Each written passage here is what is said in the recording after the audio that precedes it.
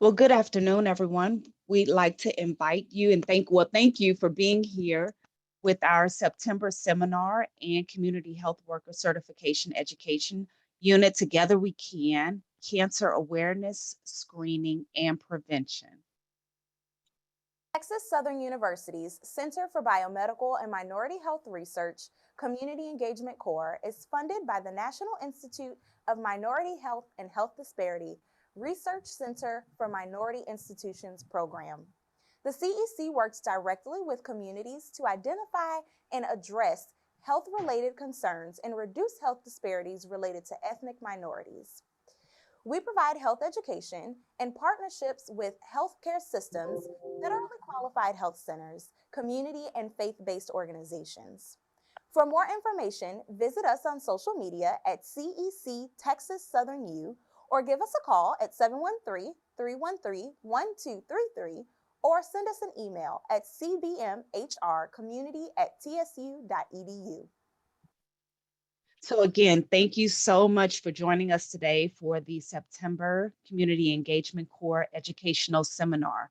We do ask that everyone remain muted throughout the presentation. However, there will be a question and answer session at the very end.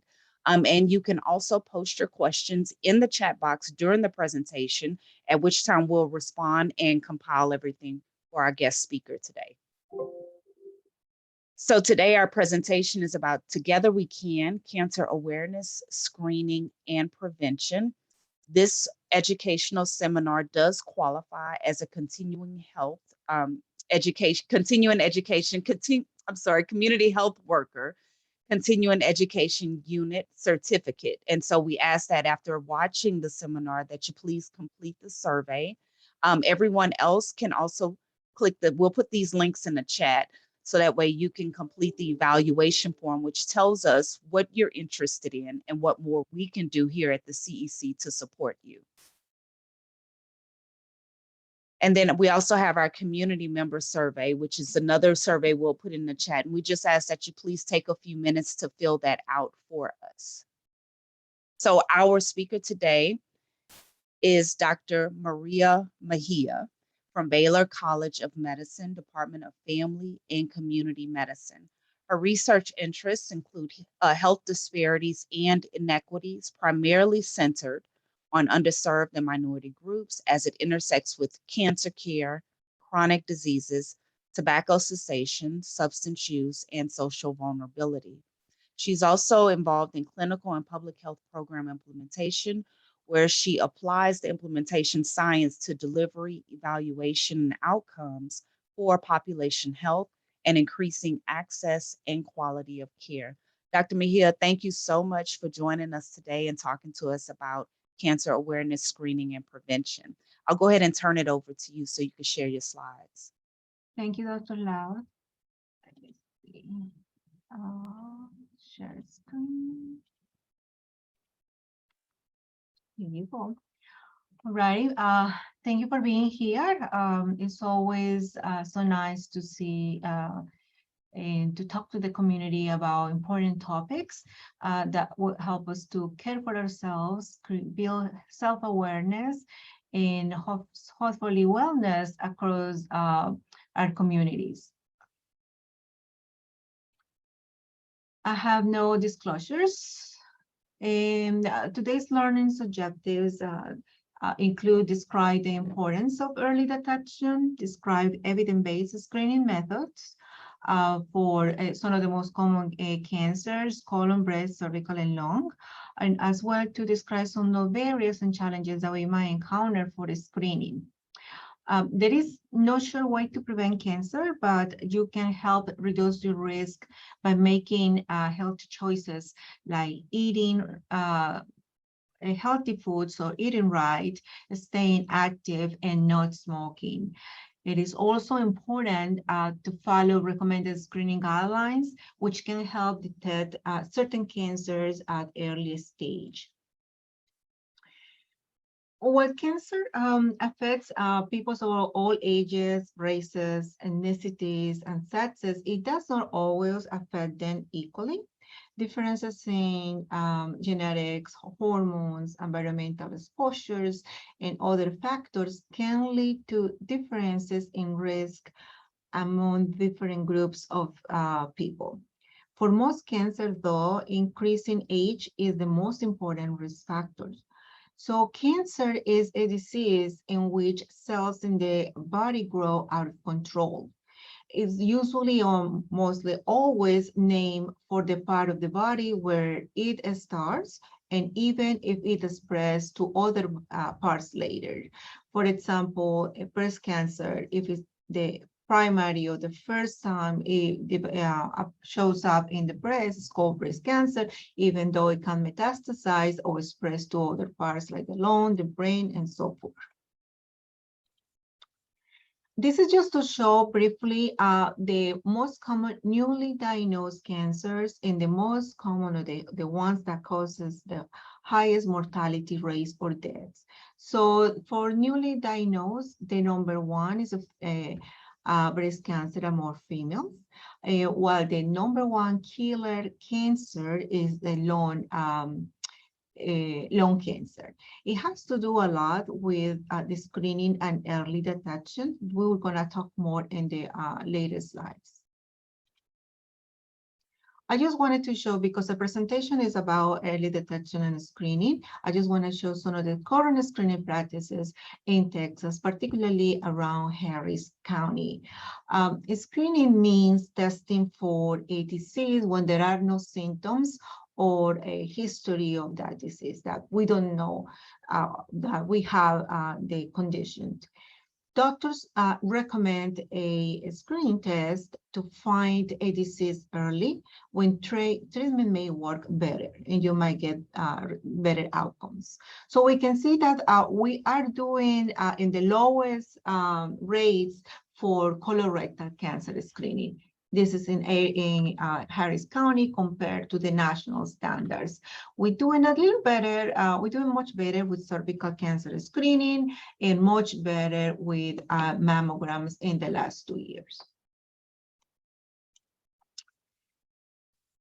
So promoting screening and early detection. Well, the United States Preventive Task Force is an organization made up of doctors and disease experts and community members as well, who look at research and latest data on the best way to prevent diseases and make recommendations on how doctors can help patients avoid diseases or find them early.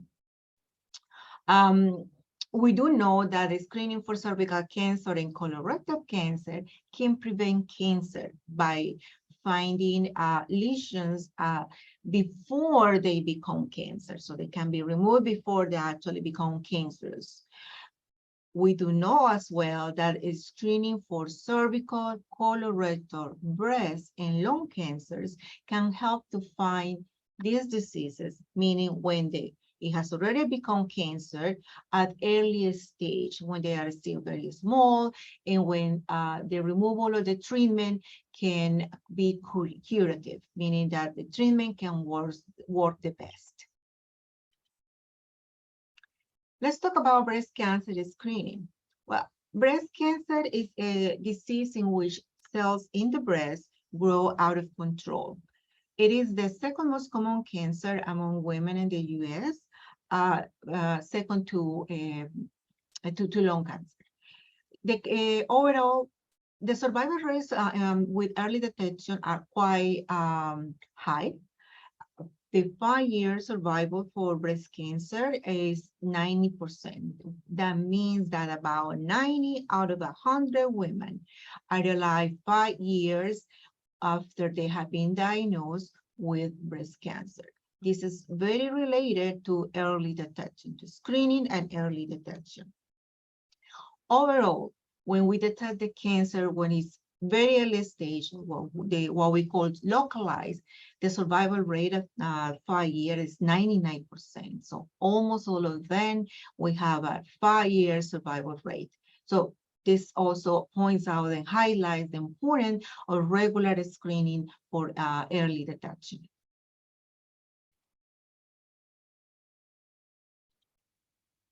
Okay. So studies in research has shown that your risk for breast cancer is due to a combination of factors. There are risk factors that you cannot change, while others that you can actually modify.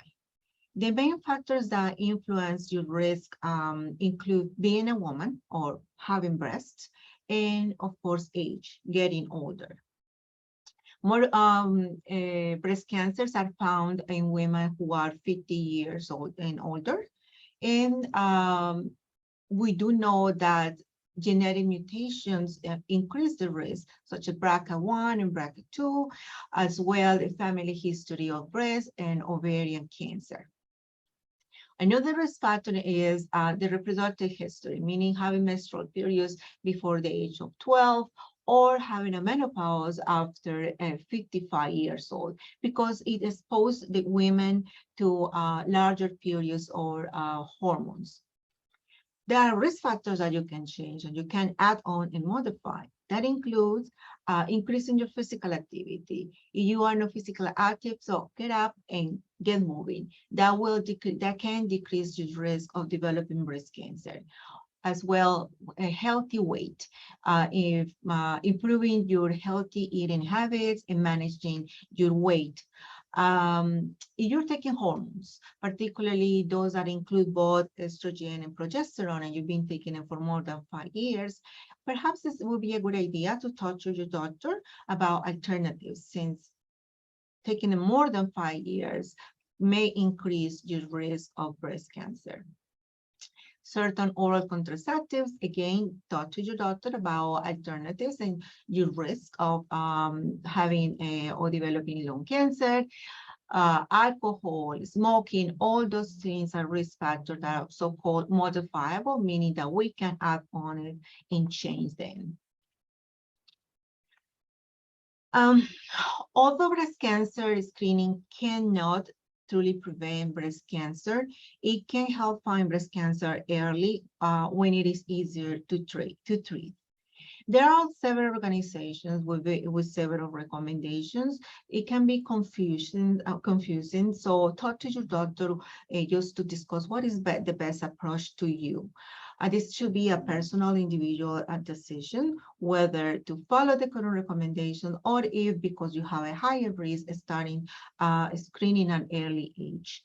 ACS stands for the American Cancer Society. They recommend yearly mammograms starting at 45 to 55 years. And then after 55, every other year. ACOG stands for American College of Gynecologists. They actually keep the old recommendation, which is a mammogram starting at 40 every year. The current guidelines by the USPSTS, or the Preventive Services Task Force, which is the one that most insurances, private insurances, and as well Medicare and Medicaid to follow. They recommend mammograms every 2 years for women between 50 to 74 who are at average risk of breast cancer. Women who are 40 to 50 should talk to your doctor about your risk factors and whether it's appropriate to start at early age. The importance of having this conversation with your doctor include talking about the risk of screening. Harms can include false positive test results. When a doctor, that happens when a doctor sees something that looks like cancer, but actually it is not. This can lead to more tests, which can be expensive or invasive or time-consuming, or may also cause anxiety, right? Tests can also lead to overdiagnosis. This is when doctors find a cancer that will not have gone on, who will have not gone on to cause symptoms or problems, or even might have gone away on its own. So treatment of these cancers is called overtreatment. So every time that you have a screening, it's good to talk to your doctor about the potential benefits as well the potential harms and what it is important for you as an individual. All right, let's go now to colorectal cancer. When cancer starts in the colon or the rectum, it is called colorectal cancer. It's sometimes called colon for short. Of cancer of both men and women, colorectal cancer is the fourth leading cancer killer in the United States. But it doesn't have to be, though. Colorectal cancer screening can save lives. Screening can find precancerous polyps, so meaning polyps or lesions in your colon and rectum that are abnormal but are not quite cancer yet. And they can be removed before they actually turn into cancer. Screening also can also help to find cancer at an early stage when treatment can work best, and you can have the best response. It is with the screening, about 9 out of the 10 people whose colorectal cancer are found at early stage and treated properly are actually alive 5 years later. So with early detection and proper treatment, the survival rate at 5 years is about 9%, 90%, 9 out of 10. Okay. So if you are 45 years old or older, get screening now. If you think that you might be an increased risk for colorectal cancer, speak to your doctor about when to begin screening. You might be better if you start screening before than 45 if you have additional risk factors. Let's see. We have the risk of getting colorectal cancer increases as you get older. There are also other risk factors like inflammatory bowel disease, like Crohn's disease or ulcerative colitis. Also, personal history or family history of colorectal cancer or colorectal polyps, which can also degenerate into cancer. There are also genetic conditions, the genetic syndromes such as the familial adenomatosis polyposis or FAP, or others like Lynch syndrome. Lifestyle factors such as a poor diet, low fiber, low intake of fruits and veggies, overweight, lack of physical activity, alcohol use, smoking, all those are considered risk factors or modifiable risk factors. All right, so bottom line, the message from this slide is if you are 45 years and older, men and women both, it's time to get a screen for colorectal cancer. Okay, this is a very busy slide, but I just wanted to show that there are different tests for colon cancer screening. There's some those that we call home tests.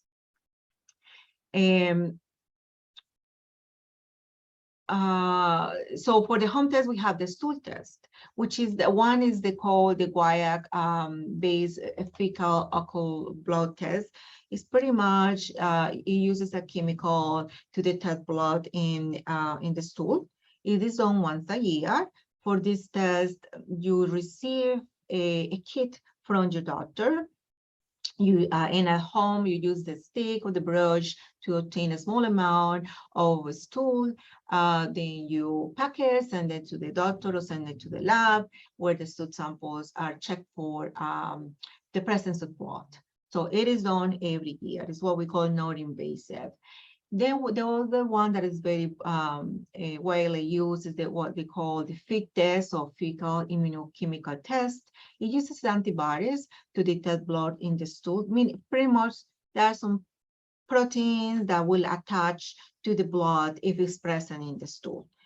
It is also done once a year, and the collection is it is similar to the stool cards or that I mentioned earlier.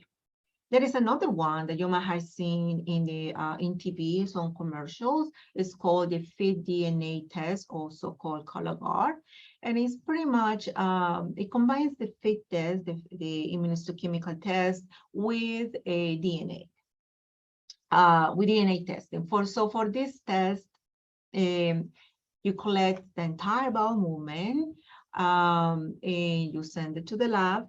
And they will test for, the cold blood and also altered DNA. This is broken part of the DNA that can predict if you are at a higher risk for colon cancer. So this one is done every 3 years. That's the difference. One is done every year, and this one, which is more is a combination of two techniques, is done every 3 years. And these are materials that are collected at home.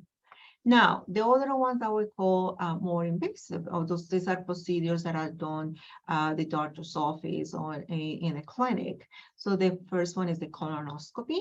For this test, the doctor places a short, thin, and inflexible tube into your rectum, and then with a light, the doctor take a look to your entire colon, your rectum, and just looking, they see that everything looks fine. If they see the polyp or a lesion that it might be suspicious, they can't do a treatment right away because they will remove the polyp, they remove the lesion, and it will be just like screening and treatment in the same visit, right?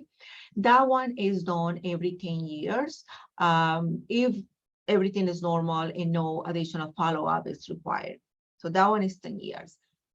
The shorter version of this one is what we call the sigmoidoscopy. That one only goes to the third part of the colon. It doesn't look at the whole thing. It's just the third part. Can also take, cut polyps if they're present, but because you don't see the whole colon, this one is repeated every 5 years.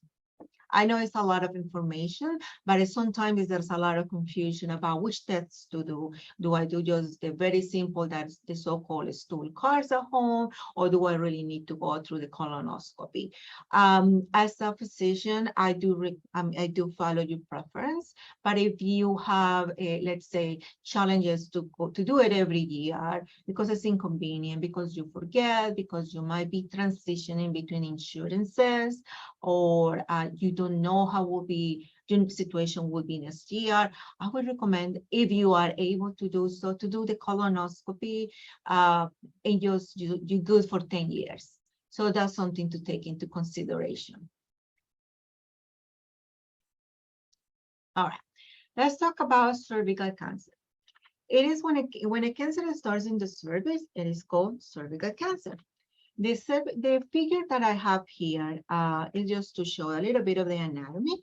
The cervix connects the vagina or the birth canal to the upper, this is the cervix, to the upper part of the uterus, which is, or the womb, where the babies grow. When a woman is pregnant, of course. All women are at risk for cervical cancer. It occurs most often in women over the age of 30.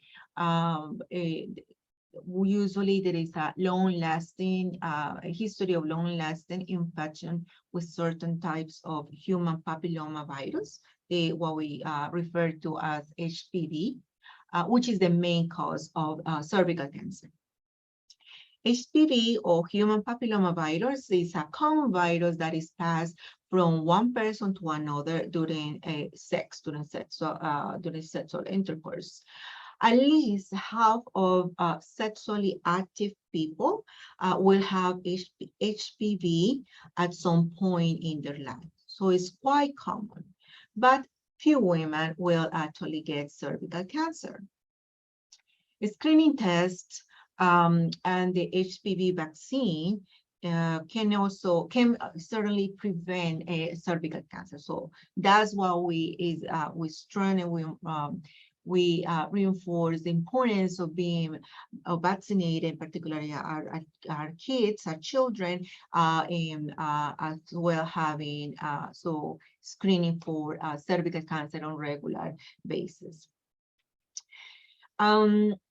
when cervical cancer is found early, it is a highly treatable, and is associated with a long survival and a good quality of life, almost 100%, when it's detected at the early stage and treated properly, right? The PAS test and the HPV test can help prevent, they can both have prevent cancer, and also because if you have an abnormal lesion or an abnormal finding, it can be treated right there. And if there is, and also it can improve the treatment of the outcomes, because if you already have cancer, it can be also removed or treated properly. Let me see, early. So the pap test of the pap smear, it looks for precancers, also changes in the surface that might become cancer at a later stage if they're not treated properly. While the HPV test actually looks for the virus, the HPV virus, which can cause or will cause these changes. During the pap smear, the doctor used a plastic or a metal instrument. It is called an speculum, which is then allows to have a better view of the inside and be able to collect the sample. That will also be reviewed in the lab to look for normal cells. If you have in it HPV test, they will also look for the virus under the microscope.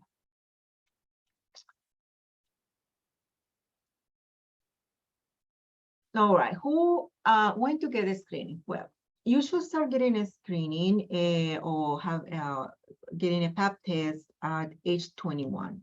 That's the current recommendation by the USPSTF, the United States Task Force. It recommends a screening for cervical cancer every 3 years with cervical cytology, or in other words, pap smear alone, for those who are between 21 and 29 years old. If you are 30 to 65, talk to your doctor about which testing is best for you. You can have a pap test only. If the results is normal, your doctor may tell you that you can wait 3 years until your next pap test. If you have the HPV test only, this is called primary HPV testing. If the result is normal, your doctor may tell you that you can wait 5 years until your next screening test. If you do both tests, the pap smear, the cytology plus the HPV, this is called co-testing. It's actually the standard of practice currently. If both results are normal, your doctor may tell you that you can wait 5 years as well until your next screening. Okay, so this recommendation has changed as well in the last couple of years. And again, the different organizations with different recommendations. Just talk to your doctor to see if you might need a screening more often, either because you are at a higher risk or because you have a history of a normal pap, or you have a family history of cervical cancer, or any other factors of preference that might be involved when making this decision. All right, let's talk about prostate cancer. So except for the skin cancer, prostate cancer is the most common cancer in American men. Many men with prostate cancer, especially those with tumors that are localized or have no spread outside or beyond the prostate, may die from other causes without even knowing or even having any symptoms related to prostate cancer. Overall, about 96% of men who are diagnosed with prostate cancer are still alive at 5 years. So the 5-year survival rate is quite high, even higher than for breast cancer. Because of these findings, because these data, their recommendations have changed. Some of you guys might know that why the doctor is not recommending a PSA or screening every year as they used to. So it's because of some of these data. However, like I was saying, this is a discussion that every man should have with the doctor and to assess the potential risk factors and outweigh the risk and benefits of being screened for prostate cancer. So the rules in 2018, the USPSTF made new recommendations, like I said, about prostate cancer. They recommend men that were 55 to 69 should make the individual decisions about being screened with PSA or prostate-specific antigen, PSA for short. Again, recommend they talk to the doctor about the harms and benefits. These recommendations apply to men who are an average risk for prostate cancer, those who are asymptomatic and have never been diagnosed with prostate cancer. If you are a high risk, again, very important. This is what we call shared decision. These are the recommendations for the USPSTF. However, if you have a risk, additional risk factors, if you feel that you should be a screen, have the discussion with your doctor and get a screen for prostate cancer. Is it still, you know, that is still the number 2 leading cause of newly diagnosed cancer? So it's still quite prevalent in the community. Okay. Now let's talk about lung cancer. Lung cancer is the #1 cancer killer for both men and women in the US.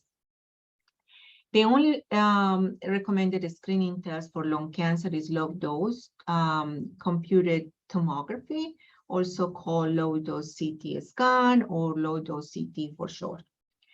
The U.S. Preventive Service Task Force recommends yearly or screening for lung cancer every year with low-dose CT for people who are at high risk for lung cancer. These are very specific guidelines or criteria. These are people who are 50 years and older, who have a history of 20 years or more of a smoking history, or have quit within the last 15 years. So this is a discussion to have with your doctor, but also to keep in mind. How we calculate 5 years is it's simple. If you have smoked 1 pack every day for the last 20 years, that increases dramatically your risk for lung cancer. So definitely you should consider to be screening with low-dose CT, right? Or if you have smoked, let's say 2 packs or cigarettes for the last 10 years, 2 by 10 equals 20, that also meets the eligibility criteria.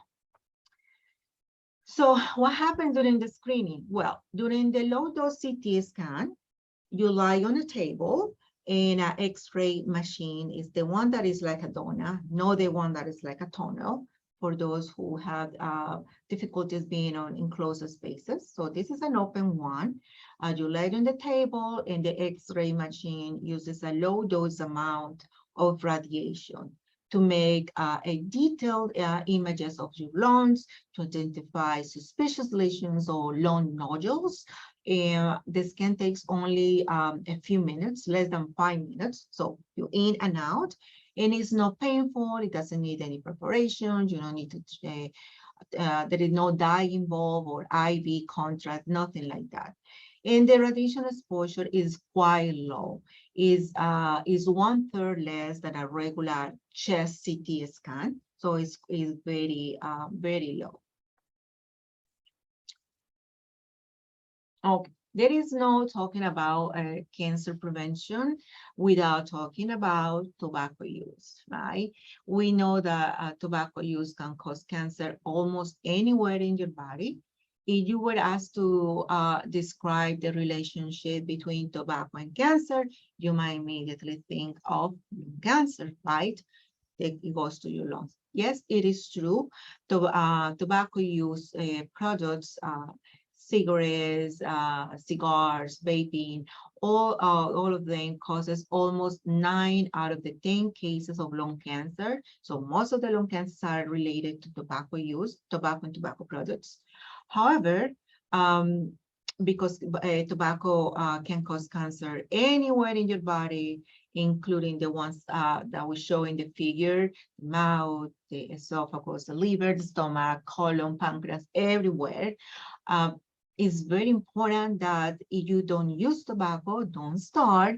But if you do use tobacco, please quit.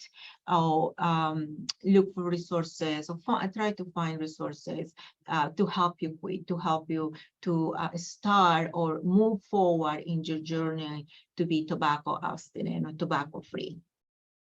No matter how long you have used tobacco, quitting can reduce your risk for cancer and other chronic diseases, such as lung diseases, diabetes, heart disease, and so forth. Many people, one of the main things with tobacco use is that many of people who smoke become addicted to nicotine, which is a drug found naturally in the tobacco, right? This can make it very, very hard to quit. Most people who use tobacco try to quit several times before they succeed. So don't get discouraged. We know that it takes about 6 quit attempts to actually be successful. So hang in there, look for help, look for support. There are free resources like smokefree.gov. You can reach out to the local quit line, like the Texas Quit line. Talk to your provider. There are medications, there's counseling. There are a lot of resources online, free. This is testing, messages, there are groups of support that can help you in your journey to quit. All right. So some guidelines from various or several organizations such as the American Cancer Society, American College of Oncologists, the National Cancer Network, the USPSTF may differ in their recommendations, right? We aim to help people to sort out their options through plain language guidelines, and to equip them to have more informed conversations with their healthcare providers, as well as to be active decision makers in their long-term health. We have, as a patient, we need to be our own advocates about what is best for us in terms of screening. What do we feel comfortable with? And also to educate ourselves or learn more or be more aware of the potential benefits of screening, and of course, if the benefits outweigh the potential harms of the screening, or why screening is so important in early detection, correct? So the recommendations for those 21 to 39 years old, so includes cervical cancer screening, if you have a service and that you are 21 years and older. Between 40 and 50, the recommendation, you're older than 45, start colon cancer screening. We talk about the different approaches, home testing versus office-based like colonoscopy. If you are African American, because we do know the Blacks and African Americans are highly at risk of prostate cancer, you are 45 and older, talk to your doctor about the benefits of being screened for prostate cancer. And again, cervical cancer screening is recommended in this group. If you are 50 and older, then breast cancer screening is recommended every 2 years. but according to the USPSTF, you might start early, you have additional risk factors, or if the personal preference, or if you have a discussion with your doctor, and and there are additional benefits to start in screening at early age, or more frequent than every 2 years. If you meet the criteria because you have a long history of tobacco use and you are 50 years or older, or because you have a family history of lung cancer, or perhaps you are exposed increased risk because of environmental exposure, meaning tobacco use, some environmental, like you work in an industry with high risk of asbestos exposure, or fumes, or oil, so you might consider being screened for lung cancer. Again, cervical cancer is screening is recommended in this group. As well, discussion and shared decision informed with your doctors about prostate cancer screening. It's important to recognize that there are some challenges and barriers to screening for everybody. Of course, we have patient education and health literacy. Hopefully, attending some educational activities like today, or some more in the community, online, or talking to your provider or other acquaintances or friends can help us to improve that. Health literacy is not about reading or writing. It's just about understanding some of the things that are discussed. Do I understand what kind of tests are available? When should I start screening? Is it good for me? Are there any potential harms? That kind of information. Language barrier, of course, it can be a barrier or a challenge if we don't feel comfortable with the way the information is presented to us, either because it's not in the preferred language, or it's just because of the terminology. It's just it can be confusing. Transportation barriers, we know not everybody has the means to go from home to the imaging center or to the clinic, either because there is no easy access to public transportation, or there is no personal vehicle, or we just don't have, or we just have some financial constraint for gas, parking costs, and so forth.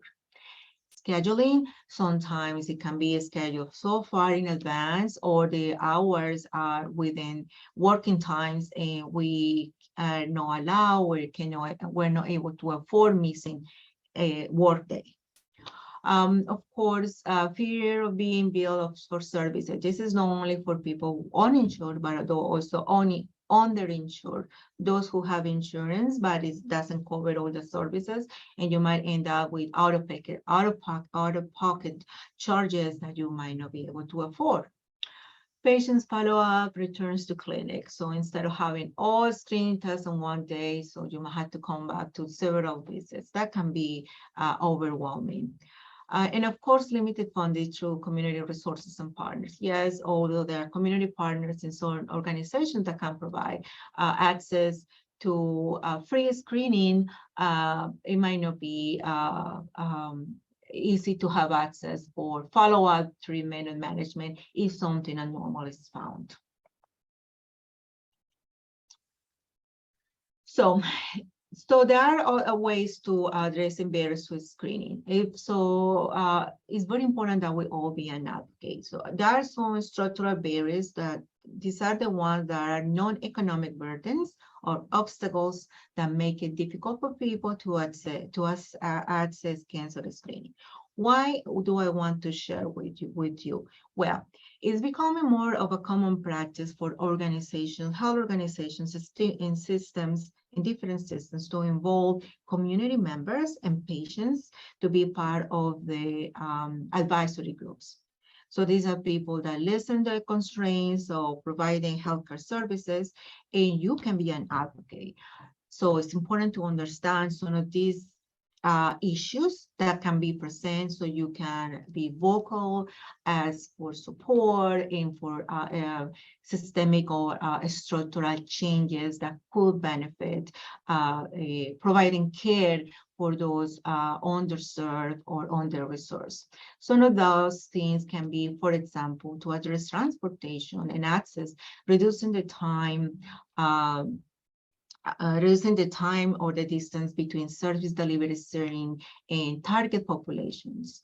For example, instead of all of us having to come to the med center for a screening test, perhaps there can be satellite locations in residential areas that have easy access to public transportations, just local clinics or small community-based clinics. Modifying hours of service to meet client needs if they can offer after hours for this appointment. So that way clients or patients don't have to miss a work day to be able to be screened. Offering services in alternative or non-clinical settings like mobile mammographies, mobile mammography vans that can go to work settings or residential areas. Eliminating or simplifying administrative procedures of other obstacles, like having someone to help you to make the appointments, having patient navigators to help you to navigate the system, or community health workers that can communicate or in lay terms with patients and clients, facilitating transportation, dependent care, of course, translation services, and providers that are well educated and community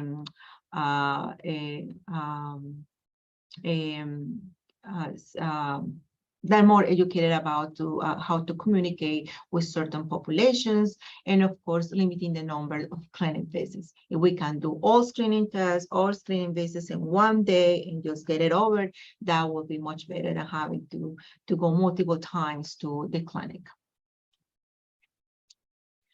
So this is my last slide, and I just want to highlight the importance of providing support and encouragement. People can say that they don't need a screening because they feel fine, or they just don't want to go looking for a problem, right? There is a gap of in understanding or a lack of concern about the importance of screening for prevention purposes. Some people might be afraid to go to the doctor because they don't want to risk hearing bad news, right? There is a fear of a diagnosis that it can be determined.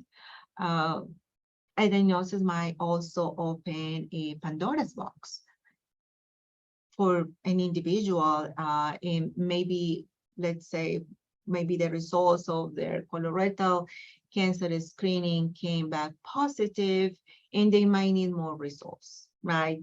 Sometimes we don't want to face those challenges. People might also not have insurance to cover those costs for additional testing or additional visits. A common misconception about screening is that if there is no family history of cancer, then screening is not necessary. All my family has been healthy, no history of cancer. I don't think I'm going to get cancer, therefore I don't need to be screened, right? However, it's important to recognize that family history is only one of many indicators in assessing the risk of getting cancer, as we discussed, as I presented earlier, for the different risk factors. The type of also the type of screening or the test needed can also be confusing. Let's think about all the different options for colorectal cancer screening. There is also the fear of clinical trials or treatments that have not been approved, or tests that might be needed that can be considered experimental. There is still that fear. This is it persists. need to remember, the people also can refer frequently to the Tuskegee experimental study. And in this, all these have had a lasting effect on the community perception of clinical trials, and also treatments or approaches that might be considered as experimental. So my last 3 points are just if someone is up to date for screening or very involved about screening practices, words of encouragement. It's great to be that you are up to date, continue to be screened regularly. You are a great role model in your community for your friends and your family. If there is someone that is still hesitant, perhaps you can address it as I know you must have reasons why you're not thinking about getting screened for XX. Can you share your reasons? That way we can understand what can be some of those challenges. It might be that just the patient or the individual didn't know quite understand why the screening might be good for her or for him. Okay. Also, let's try to address some of the concerns. There might be other challenges that are unaware, and the patients sometimes don't feel comfortable discussing with the provider, with the healthcare provider during the visit, but might be more comfortable to talking about it with a family member or a community health worker. And that's my last. We have a couple minutes for questions. Hi, Dr. Mia. I'm looking in the chat and I don't see any questions or in the Q&A right this moment. But I actually had one question. Thank you for such a comprehensive overview of various cancers and prevention methods, recommendations, and screening. I wanted to ask one question about HPV. And I heard you say that the recommendation, if they do a PAP and what was the other one, the PAP and an HPV test could come back in about 5 years if it's normal. I was just curious, like, couldn't someone contract HPV within that 5-year period? Or Yeah. Okay. So just wanted to understand that. Yes, that is correct. But it's a virus, and it takes for the changes, or the inflammatory changes and precancerous lesions to develop. It takes about 5 years.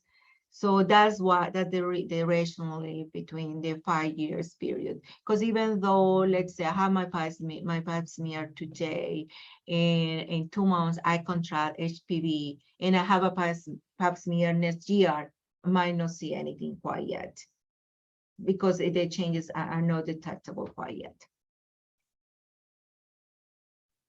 Thank you so much for that.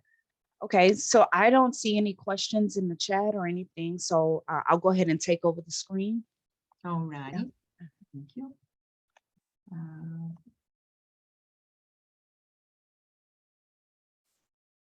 Okay, so thank you all for staying with us. Just a reminder that we do have our links in the chat. We put them in there twice. One is the Community Health Worker Certificate link. The other one is the evaluation. Please do both in order to receive your certificate. And then we ask everyone to please complete our community member survey. So that way that we can kind of get the information that's relevant to you. Some of our upcoming events through the Community Engagement Corps. First and foremost, we have a upcoming conference. Let's face-to-face, shoulder-to-shoulder, let's talk about prostate cancer. We're asking everyone to save the date. This is going to be held Saturday, November 5th, from 10 a.m. to 1 p.m. here at Texas Southern University. We're going to have a dynamic panels. We're going to have some entertainment, some refreshments, and also a great conversation about a study that focused on prostate cancer and some of its findings. So we do ask that you kind of take a look and join us if you can. Also, the Community Engagement Corps calendar of events is made available as well. So we do have our remaining monthly seminars coming up, and we ask that you all. And as always, please consider joining us on social media and connecting with us. We're on Facebook, Instagram, Twitter, LinkedIn. We're everywhere. Here's our email and our website. And someone said, big thanks to Dr. Mejia. Awesome. So thank you again, Dr. Mejia, for such a wonderful presentation. And if there's nothing else, thank you. And if there's nothing else, we'll go ahead and close out. Thank you all so much for joining us.